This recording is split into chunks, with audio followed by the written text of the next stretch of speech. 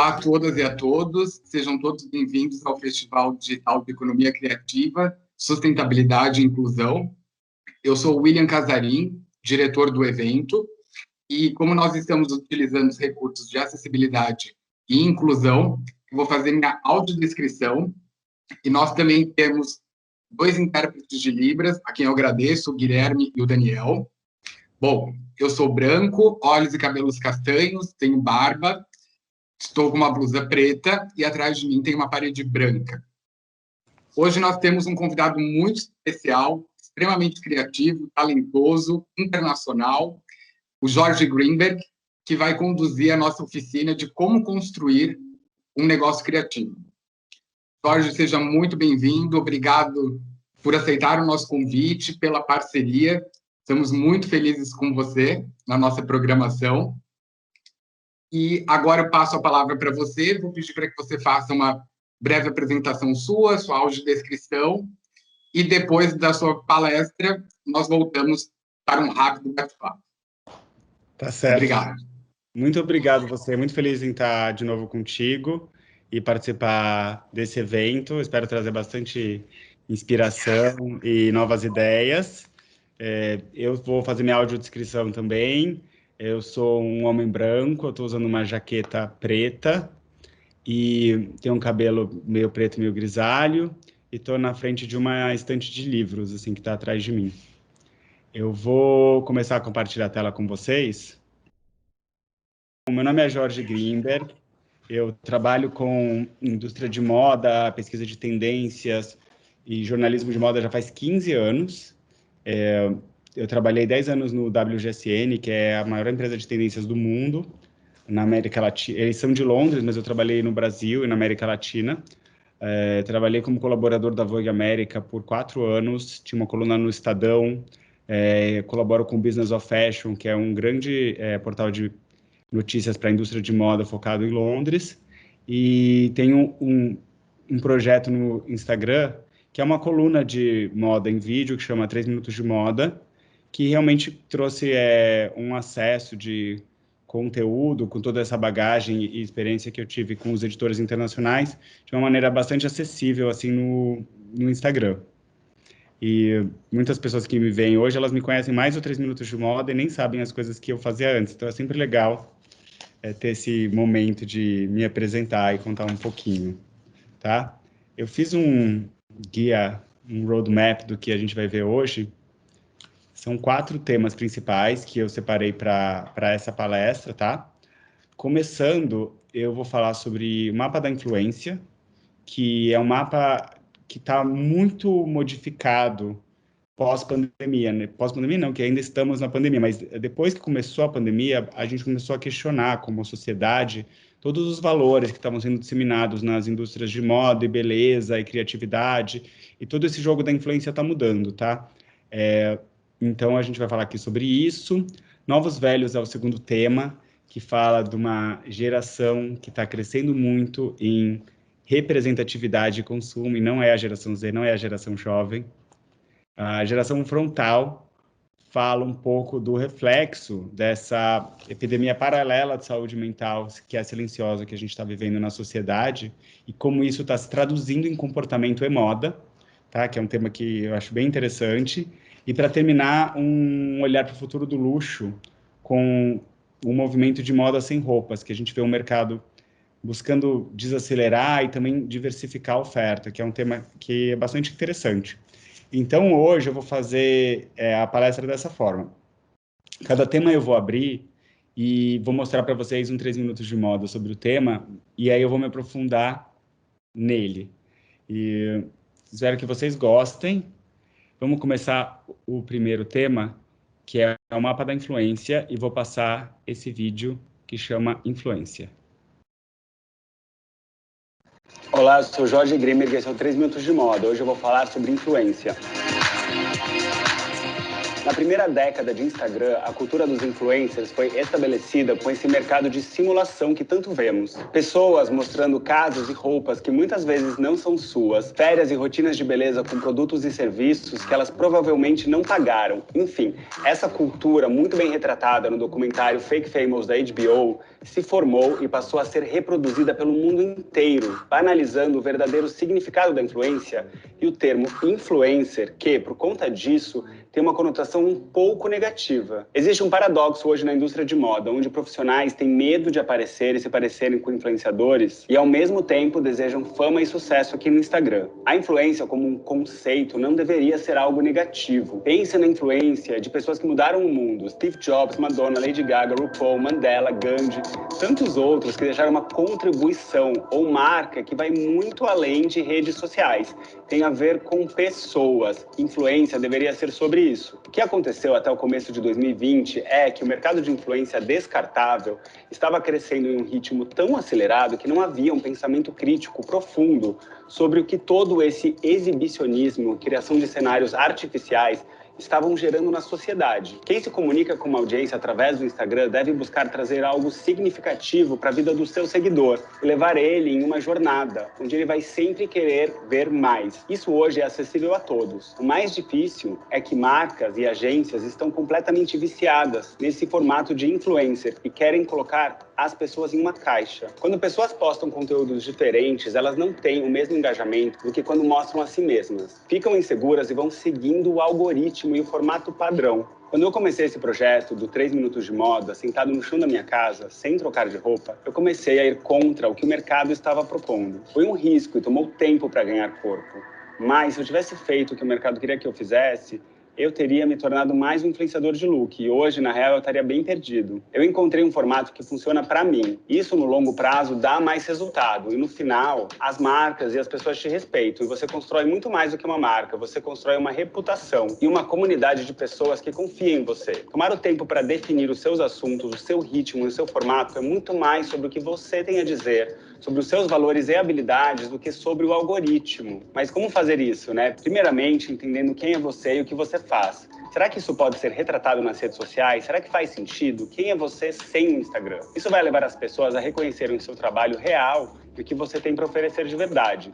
Acho importante pensar que a fama pela fama, ela não leva a lugar nenhum, muito menos a fama do Instagram, se não há essa epidemia paralela de doenças mentais que a gente está vivendo. Porque se você pensar, essas milhões de pessoas que ficam somente mostrando corpo e produto, se elas saem do Instagram, qual contribuição elas deixaram para o mundo? Influência de verdade tem a ver com você conseguir, por meio do seu trabalho, criatividade e expressão artística, mudar o outro. Não é sobre você, é sobre a transformação e o impacto que você gera em quem está do outro lado. Pense nisso. É isso, um beijo, até o próximo. Esse vídeo veio como uma reflexão muito das mudanças que a gente teve como sociedade, até mudanças de mídia e conteúdos que a gente consome antes e depois da pandemia. Então, se a gente pensar até 2019, como as coisas estavam aceleradas, indo rápido demais, e como tinham muitas viagens, e muito luxo, e muito produto, muitas férias, e esse conteúdo gerando muito crescimento, muita receita para quem fazia, não tinha nem tempo de parar e ter esse pensamento crítico, uma análise crítica sobre o que esse comportamento todo de mídia que a gente estava seguindo cada vez mais e estava causando nas pessoas, né? Já se falava um tanto de saúde mental, mas não da maneira como está sendo falado agora, né? E as pessoas desabando publicamente no Instagram, porque todo esse luxo e ostentação de físico e de casas e de mansões que realmente eles assumiram a indústria da moda com essa mudança no sistema, essas pessoas ficaram sem o que definia a personalidade delas. Então, a gente começou a ter uma nova conversa na internet, novos modelos de negócios que surgiram, novos tipos de influenciadores que estão trazendo algo significativo para a vida das pessoas, e cada vez mais a gente começa a prestar atenção no que é o luxo da atenção, no que é o quanto é importante a maneira como a gente usa nosso tempo, a maneira como a gente consome informação, e como isso cada vez mais vai ser valorizado pelas indústrias criativas. A gente tem até marcas de luxo, como a Bottega Veneta, saindo do Instagram. Isso não é um movimento ainda, porque o movimento ele acontece quando tem muitas marcas fazendo a mesma coisa. É um caso único. Então, a hora que ela saiu de lá e gerou uma super polêmica, eles, depois de algum tempo, aproximadamente um mês, eles lançaram uma revista digital, só para o pessoal que se cadastra no site. Então, na verdade, assim, todo mundo ficou muito ansioso para entender por que uma marca importante estava saindo do Instagram. E, na verdade, eles estão proporcionando algo muito diferente, que é a hora que o consumidor entra em contato com o conteúdo que eles fazem, ele está só com aquele conteúdo. Uma experiência totalmente diferente do que você está lá competindo no feed com política, com hospital, com saúde pública, que é o que se tornou o Instagram hoje, né? Essa cultura toda ela é muito bem retratada no documentário Fake Famous da HBO, que eu recomendo muito que as pessoas assistam, porque ele tem muitos números assim, né, sobre hoje são milhões de pessoas no mundo que se consideram influenciadores e que vivem disso. E essa disputa, né, pela criação dessas comunidades de pessoas, que são comunidades estéticas, baseadas numa artificialidade de como a pessoa se aparenta, né? E como isso pode ser construído com localização, com cirurgia plástica, com roupas. Isso acaba criando essa indústria que luta pela atenção das pessoas o tempo todo, né? Então, assim, são pessoas o tempo todo se comportando como celebridades, com alto engrandecimento, e que causa um monte de doença mental, tanto em quem faz, tanto em quem vê. E aí, paralelamente a isso, como eu sempre, quando você estuda tendências, tudo que vai em exagero tem um movimento oposto, né? Então, eu já, por exemplo, vou dar um exemplo de moda, assim, agora, depois de um ano usando roupa confortável, aí todas as marcas começam a fazer moletom, aí todo mundo começar a querer usar roupa estruturada depois de um tempo. Porque a moda, ela tem esses balanços assim mesmo. Então, assim, ao mesmo tempo que começou a surgir esse exagero, surge um novo grupo de influenciadores que cresceram muito em 2020 e 2021, que são influenciadores reais, que são pessoas dispostas a compartilhar algo íntimo, verdadeiro, lições, aprendizados, e inspiram de outra forma. Eu coloquei aqui, por exemplo, a Luanda Vieira, que é editora de beleza da Vogue Brasil, e como ela consegue não só colocar o papel da primeira editora de beleza negra de uma grande revista de moda no Brasil, como também de mostrar a sua namorada e mostrar o estilo de vida delas, sem grandes enfeites, mostrando elas como elas são. Ou a Camila Frender, que também é um fenômeno do digital, ela tem vários podcasts e páginas diferentes no Instagram, e a fórmula dela foi compartilhar com mães como é a rotina de uma mãe, porque ela tem um filho e ela fala de toda loucura, então ela não cria um cenário artificial como era feito antes. Ela entra já e você entra na casa dela, e você é convidado para a vida dela, e ela é uma escritora, então ela passa um conteúdo muito inteligente, mas sendo quem ela é.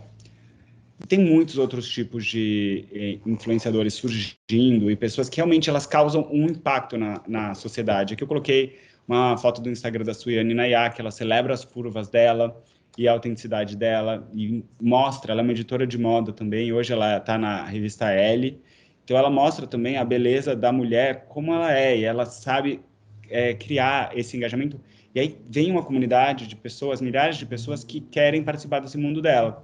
O Bookster aqui, que é o Pedro Pacífico, que tem mais de 300 mil seguidores, incentivando o brasileiro a ler. Olha que maravilha, ele não precisa mostrar o que ele não é. Então, talvez ele abraçou a coisa mais interna dele e ele criou uma legião de pessoas que querem falar sobre livros e ler sobre livros. Então, a influência, que tem essa conotação um pouco negativa, ela, se você pensar nela pelo que ela realmente é, ela pode mudar e ter uma conotação positiva, né? E, para isso, profissionais criativos e marcas devem buscar ser autênticos e escolher um caminho que vai ser a melhor pessoa que a maneira pode se destacar, né? É muito importante a gente entender o que a gente tem para oferecer e conseguir mostrar isso. Então, eu dei exemplos aqui no final de profissionais aqui no Brasil que estão fazendo isso de uma maneira muito interessante de acompanhar e realmente redesenhando esse segmento. Tá bom? No final, a gente vai ter um momento de perguntas aqui com o Will. Eu vou passar aqui para o nosso segundo tema, que eu chamei carinhosamente de Jovens Velhos. Olá, eu sou o Jorge Grimer e esse é o 3 Minutos de Moda. Hoje eu vou falar sobre os jovens velhos. Falamos muito sobre a geração Z e comportamento jovem, mas existe um novo grupo de pessoas que nunca teve espaço na mídia e hoje, com tempo, dinheiro e tecnologia, vão ser os novos jovens do futuro. Os baby boomers, nascidos entre 46 e 64, são aventureiros conectados e estão vendo essa terceira fase da vida como um momento de libertação das regras da sociedade. Os jovens velhos estão vivendo muito mais do que os seus antepassados e redefinindo a aposentadoria. Eles estão buscando atividades estimulantes para estender as suas carreiras e se manterem mentalmente atentos. Se essa geração não era extremamente digital antes da pandemia, com certeza eles aprenderam a usar o Zoom, o Instagram e comprar tudo online quando passaram mais de um ano presos em casa. Mesmo com um patrimônio médio sendo pelo menos 12 vezes maior que o dos millennials, o preconceito diário com pessoas de idade é real e abala a autoestima das pessoas, principalmente mulheres que não se sentem mais vistas pela sociedade. A gente tem medo de envelhecer porque não nos ensinaram a enxergar essa mulher mais velha como uma mulher bonita, potente, desejável. E esse padrão precisa mudar para a gente se libertar. A gente precisa reeducar o nosso olhar e colocar essas mulheres como as protagonistas, como as verdadeiras referências de beleza. A representação dessa geração na mídia de moda é muito pouca ou quase nada.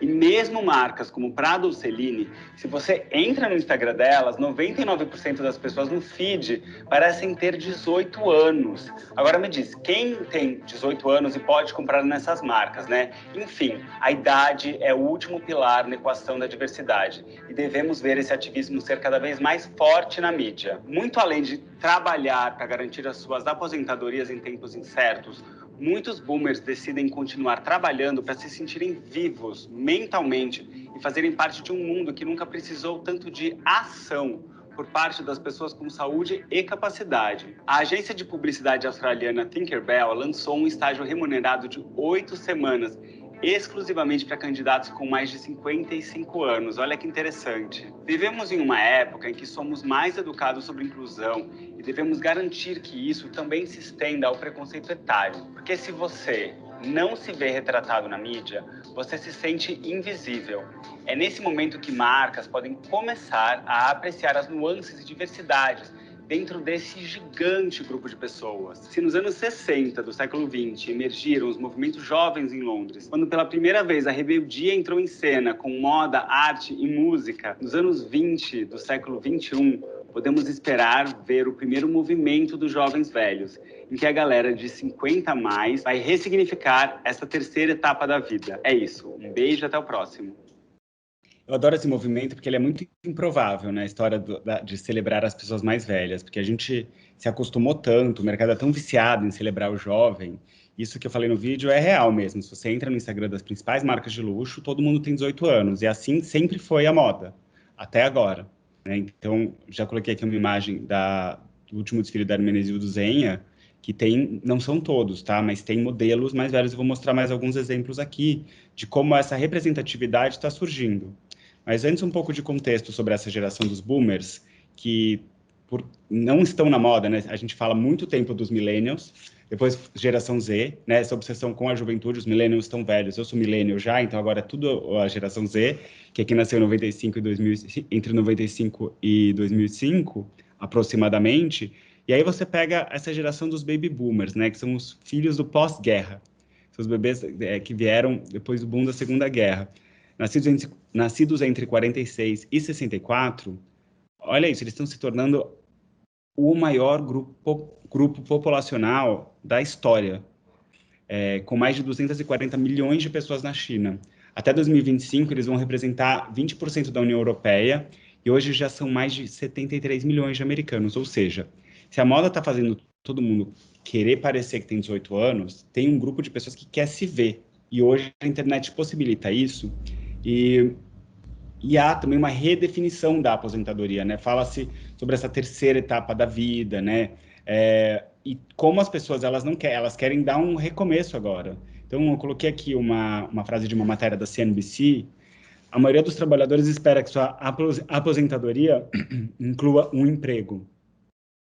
E aí você vê como a internet oferece isso de diferentes maneiras, né? Então, aqui eu coloquei duas influenciadoras dessa geração incríveis. Uma, a Consuelo Blocher, que é filha da Costanza Pascolato, e ela conversa muito com a seguidora acima de 50 anos.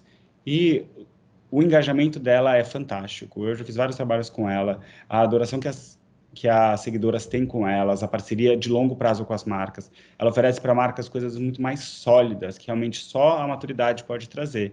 E aqui a Iman, que foi uma das primeiras top models do mundo, e também nascida em 65, e hoje ela está celebrando ela, a feminilidade dela, a idade dela, enfim, e existe cada vez mais esse tipo de representatividade, muito por conta das mídias sociais também. E tem a história das pessoas continuarem tentando, continuarem fazendo, continuarem se mostrando, que isso é muito importante. Aqui eu coloquei à esquerda o Instagram, que já faz bastante tempo, que chama Advanced Style, que é de um fotógrafo, que ele fotografa pessoas de mais idade nas ruas, em editoriais, de uma maneira muito interessante e viva. E aqui eu coloquei a Celine Dion, que ela teve um revival na moda recentemente, porque ela virou musa dos estilistas de alta costura, depois dos 50 anos. Então, a gente fala sobre esse redesenho, né, da pessoa, ela não desistir, dela renascer. Então, como funciona isso nesse mundo, né, onde a gente tem informação minuto a minuto, onde todo mundo está na frente da mídia? Você vê que muitas celebridades, elas tomam um lugar de fala, né, como a Drew Barrymore, que era ícone dos filmes românticos dos anos 90, sempre como uma mocinha, e agora ela tem um talk show nos Estados Unidos, e ela conversa com essa mulher de mais de 50. Ou até hoje, se a gente pensar as grandes top models, como Cindy Crawford, todas estão com mais de 50, e elas vão timidamente, ainda se você entra no Instagram delas, é interessante, quando eu estava fazendo essa pesquisa, eu notei que a maioria das fotos que elas colocam é dos anos 90. Então, eu acho que porque existe um tempo para elas conseguirem mostrar, para a sociedade saber absorver e tal, mas tudo indica que as marcas vão começar a fazer cada vez mais isso, como fez a Fendi recentemente, no seu desfile, que entre modelos e artistas estavam lá a Kate Moss e a Demi Moore, e à luz de uma passarela, ninguém esconde nada. Então, assim, é uma nova visão. A gente tem que se acostumar o nosso olhar com esses novos... em ver essa representatividade na mídia. Essa é a verdade. Aqui também no desfile da Balenciaga, com pessoas de mais idade atuando junto com os modelos. Quando você vê o desfile completo, essas pessoas estão no meio dos jovens, assim. Então, cada vez mais essa representatividade ela pode ser pontual, mas cada vez ela vai ser mais presente. Cada vez ela vai ser mais uma regra do que uma exceção. Tá? Aqui, para terminar, eu coloquei uma imagem de um desfile maravilhoso do estilista Ashish Gupta, que ele trouxe um modelo celebrando a idade e o estilo de vida, e sempre de uma maneira descontraída. Então, a ideia do desfile dele, que eu achei muito atual, é trazer roupas de festa, extremamente brilhantes e felizes e alegres, com uma modelo muito à vontade e trazendo todo o luxo de roupas de sair para ficar em casa, né? Então, uma frase da revisão dele na Vogue América que eu achei muito interessante, que ele falou: um vestido de noite deve ser tão confortável quanto uma camiseta, e uma camiseta deve ser tão especial quanto um vestido de noite. Então, eu coloquei essa imagem aqui com essa frase para fechar esse assunto, para a gente ver que você tem como criar histórias muito interessantes com pessoas de todas as idades. Assim, realmente a idade é o último pilar na equação da diversidade. Tá bom, vamos para o nosso terceiro tema, que eu chamei de geração frontal. É que vocês vão entender por quê. Olá, eu sou Jorge Grimberg e esse é o 3 Minutos de Moda. Hoje eu vou falar sobre a geração frontal. Por trás da crise médica global está uma pandemia silenciosa de saúde mental. A solidão, a depressão e a ansiedade estão avançando assustadoramente enquanto vivemos inseguros e nossa vida segue interrompida. Nos desfiles de outono e inverno 2021, eu vi estilistas tentando praticamente abraçar as pessoas com as roupas e trazer algum tipo de conforto que não encontramos hoje no mundo. Roupas tão macias que parecem uma forma portátil de autocuidado. Roupas que você pode afundar nelas e esquecer que existe vida lá fora. Como moda e comportamento andam juntos, os calmantes e tranquilizantes substituem drogas estimulantes em um momento em que relaxar e se anestesiar das notícias se tornou uma das maneiras de sobreviver ao momento presente. Alprazolam, bromazepam, clonazepam, diazepam, estazolam, lorazepam, midazolam e nitrazepam são alguns dos nomes que os jovens de 2021 conhecem e entram na cultura popular como as drogas usadas na era da pandemia. O alprazolam, que no Brasil é conhecido como Frontal e nos Estados Unidos como Xanax, é o mais popular. I started taking Xanax after my dog Luke we needed Luke to take Xanax to fly because he was like a wreck flying, and it calmed him. So I thought I might need one of those.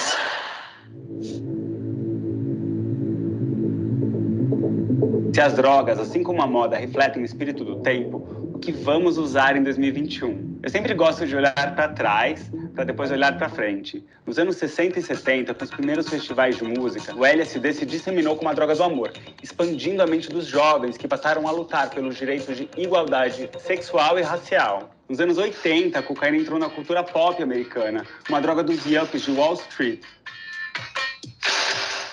A lot of cocaine around, a lot of party hardy every night. Nos anos 90, com a cultura das raves, o MDMA se torna popular como uma droga com grande potencial terapêutico e espiritual, liberando a emoção de jovens por todo o mundo em festas de música eletrônica.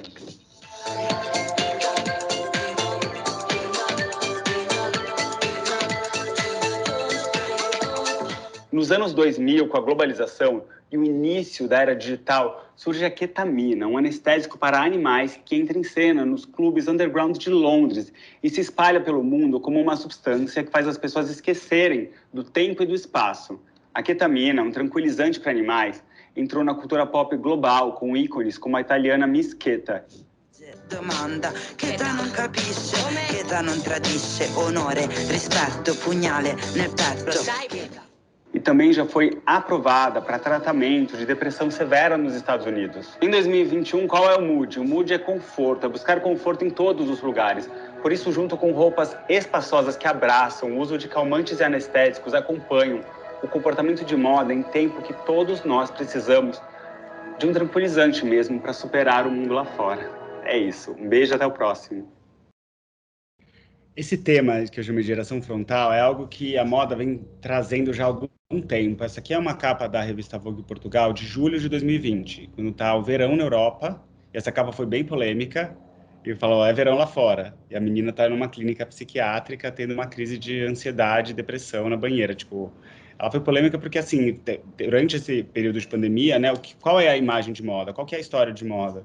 Então, a ideia desse estudo, que é esse vídeo, ele começou com conversas que eu tive com pessoas universitárias no Brasil de 20 anos que começaram a falar com muita proximidade desses remédios, alprazolam, e eu comecei a ouvir, para mim era muito novo aquilo, e aí vieram os desfiles internacionais, e eu vi umas viagens que eu vou mostrar aqui muito grandes, e vi que tinham relações.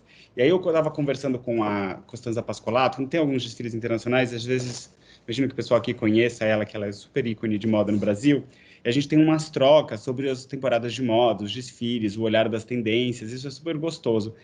E aí ela falou, o que os estilistas tomaram? Aí eu entendi que eu tinha um roteiro, né? Porque, assim, a gente está vindo mais de um ano mascarado, né?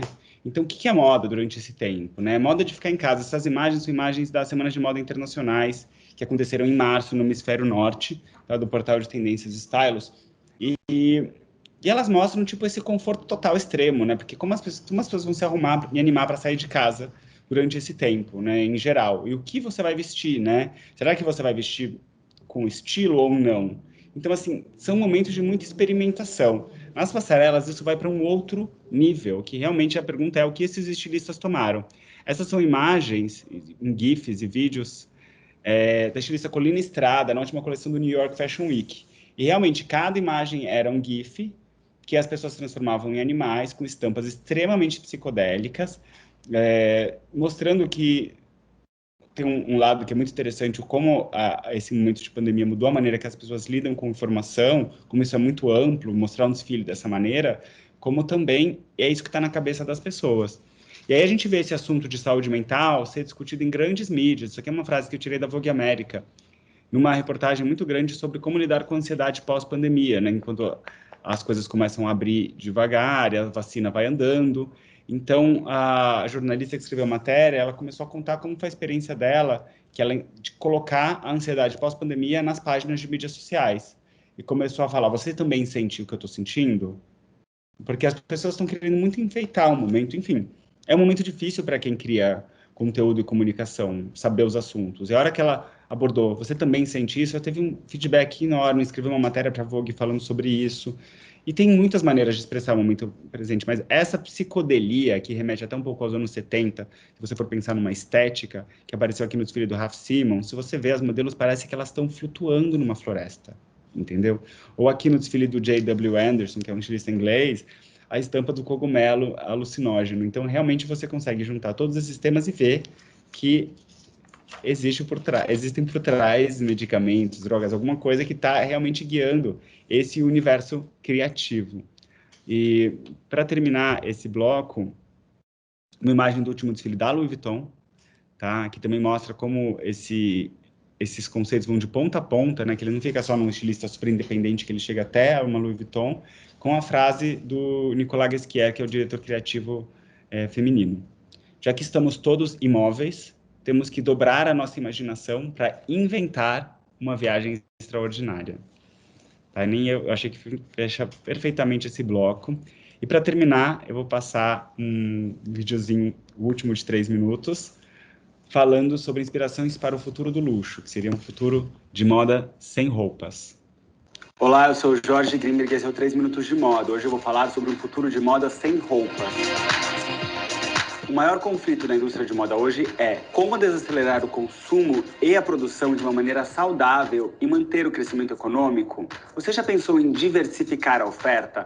As marcas de moda podem passar a ser marcas mais completas de estilo de vida e oferecerem produtos e serviços que vão muito além das roupas. A Gucci apresenta uma coleção de móveis e objetos de decoração vestindo a casa com o mesmo DNA disruptivo que usa em suas coleções de moda. A marca de design autoral brasileiro Missy, de Iron Martin, já entrou no mercado com uma oferta que combina moda e mobiliário, ressignificando a coleção de moda tradicional, enquanto a Luffy, de Ana Luísa Fernandes, oferece peças com significado com o conceito de arte-terapia, não promove liquidação e criou um clube de clientes com experiências diversas de conteúdo e comunidade. Tanto a Missy quanto a Luffy foram projetos de formatura desses novos talentos da moda nacional. A Moncler apresentou em março deste ano uma colaboração com o estilista inglês J.W. Anderson e, para coincidir com o lançamento, criou um programa cultural multidisciplinar com podcasts e filmes,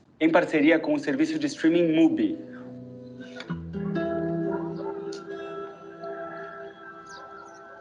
O Grupo Prada de Milão tem em seu portfólio de marcas a Patisserie Marchesi, uma confeitaria tradicional fundada em 1824. Com 3 endereços na Itália e 1 em Londres, é possível identificar a cultura da marca na decoração, serviços e estética dos locais. Se você ainda não pode comprar uma bolsa da Prada, você pode entrar no universo tomando um café na Patisserie ou até mesmo visitando a Fondazione Prada. Welcome to Fondazione Prada.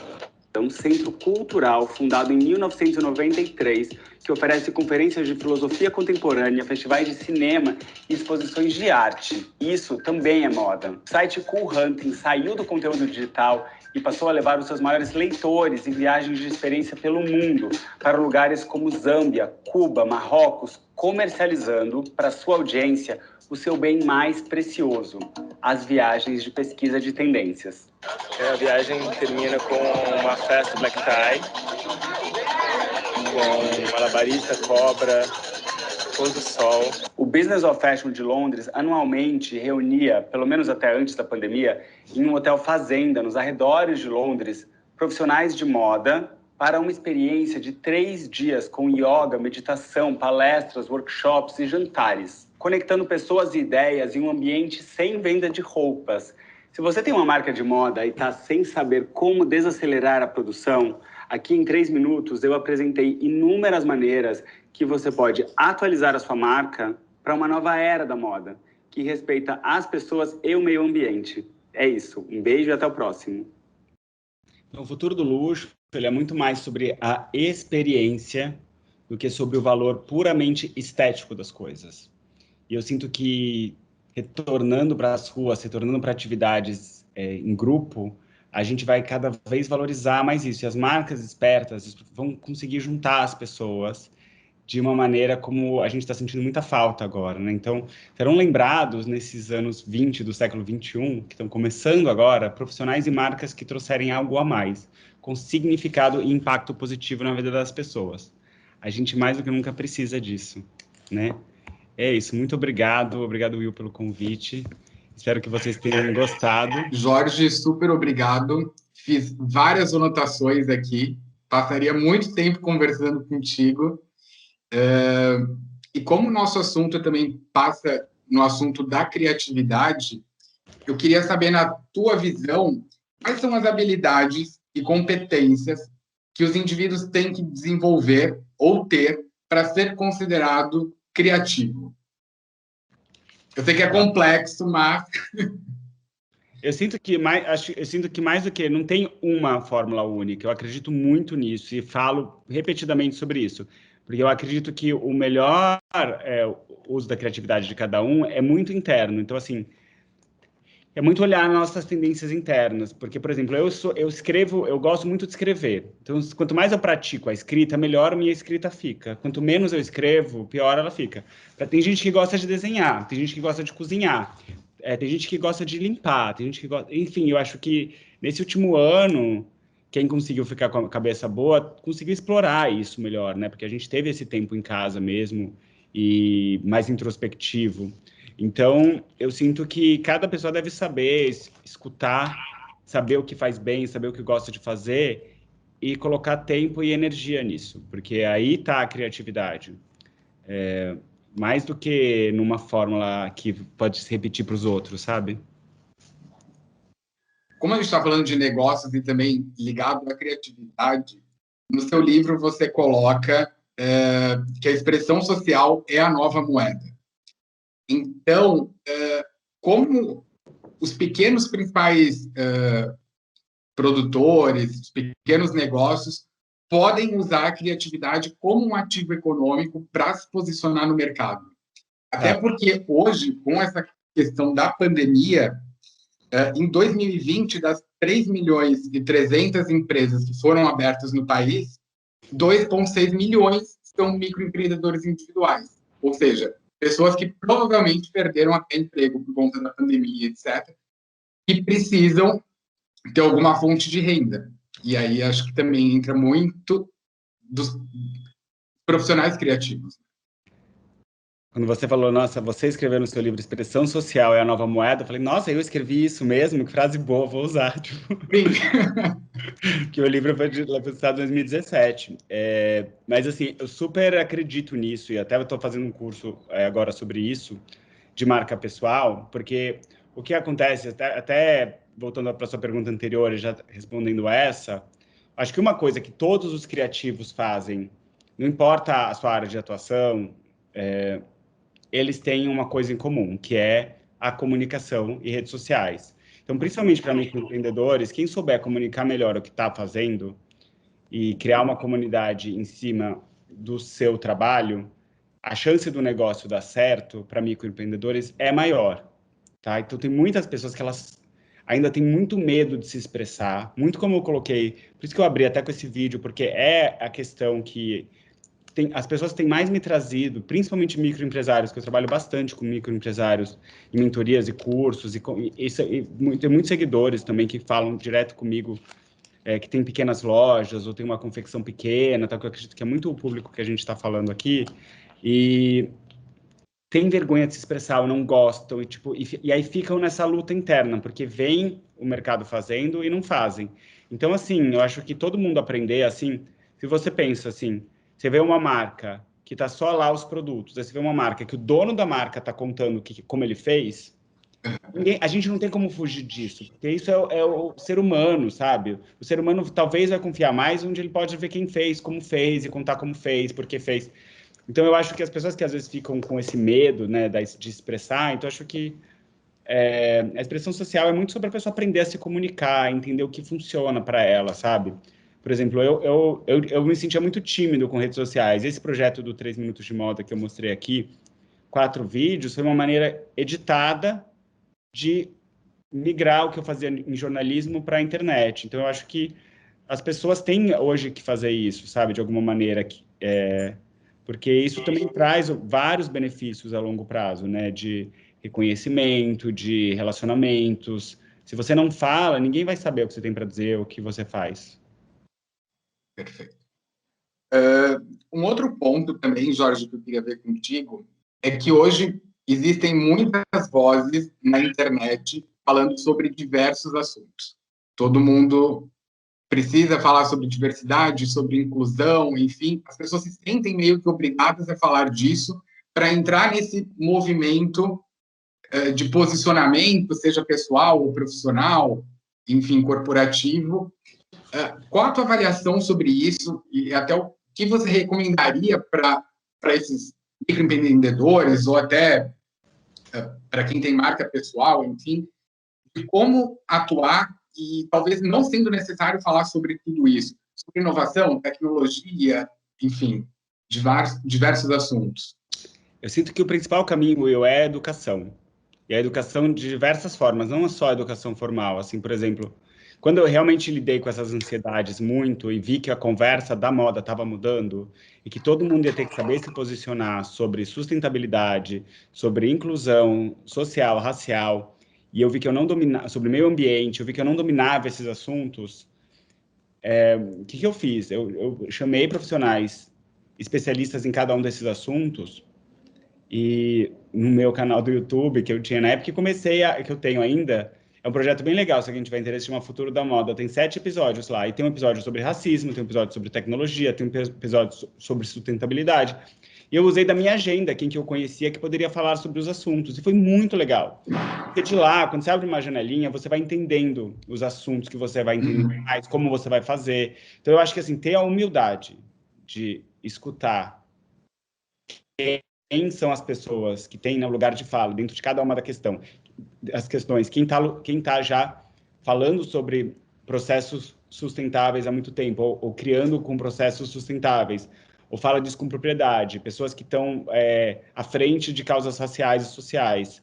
Eu acho que se os microempreendedores não sabem muito o que fazer, a melhor coisa é escutar e se aproximar de talentos e pessoas que você confia que vão te ajudar a navegar por esses lugares, porque eu não acredito que a gente vai conseguir fugir muito deles e com essa superexposição da marca Por isso que muita gente tem medo, né, de se expor e de falar. Porque eu trabalhava com uma microempresa de moda feminina que era muito nova. Ela tinha 6 meses, ela tinha feito uma campanha com uma modelo e era uma modelo branca.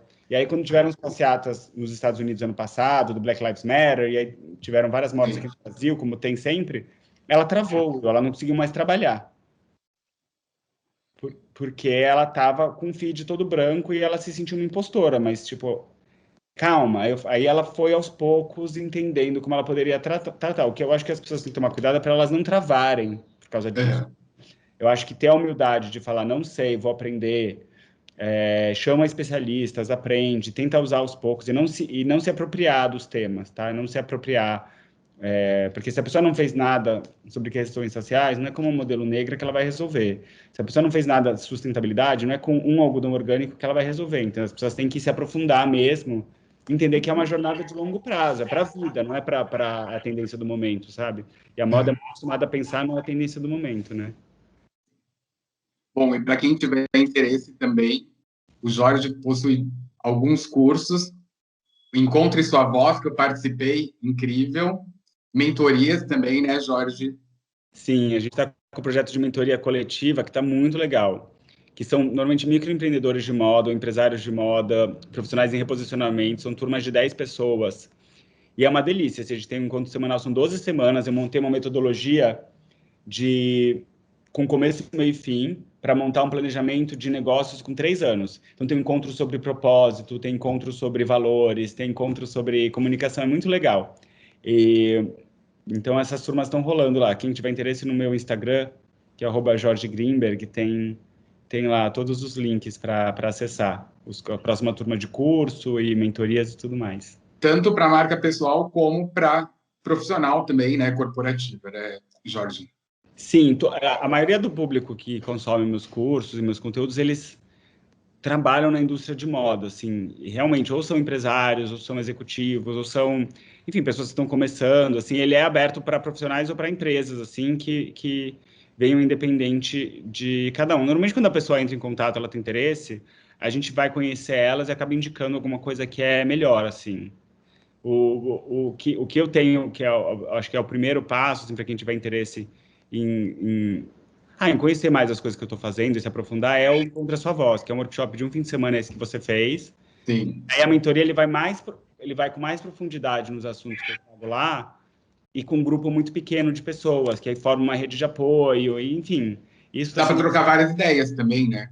dá, todo mundo se ajuda e se adora, e sempre assim, um é estilista, outro é stylist, outro é dono de empresa, aí um entende de sustentabilidade, o outro não entende, a gente tem, enfim, aí é muito legal porque vai criando essa troca, ainda mais esse ano que a gente está todo mundo isolado, tem sido muito gostoso essa experiência com o grupo e com as pessoas, e pessoas do Brasil e do mundo inteiro, assim, que falam português. Então tem uma stylist de Londres, agora eu estou com uma professora de moda de Lisboa num grupo, então essa troca também é muito legal.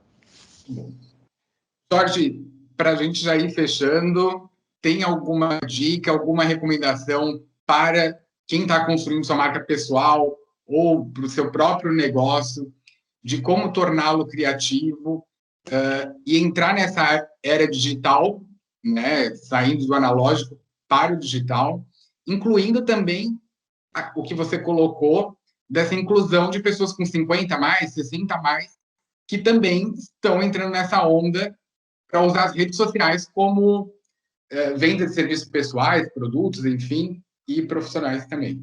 Aí eu estava olhando para você aqui, acho que a coisa mais importante é você achar pessoas que acreditam no que você está fazendo e grudar nelas.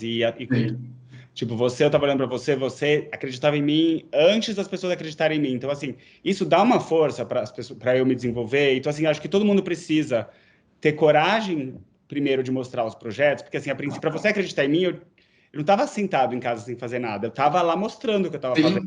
E aí tem um radar de descobrir o que é legal para a indústria e trazer. Então, assim, a partir do momento que você perde o medo e você começa a se mostrar e mostrar o seu trabalho, se conectar com as pessoas que vão te ajudar e acreditam em você e que vão, enfim, e aí esse tipo de parceria é muito valioso, sabe? A gente não faz nada sozinho. Então eu acho que o principal se eu não mostrasse, você nunca ia ter descoberto o meu trabalho, por exemplo. Então, é um pouco isso. Bom, Jorge, super obrigado. Obrigado você. Pela parceria, pelo apoio. Quero aqui agradecer também a toda a equipe que está nos apoiando, a todos vocês que nos assistem, e peço que continuem acompanhando a programação do festival e acompanhando as nossas redes sociais. Um abraço a todos e até a próxima programação. Obrigado.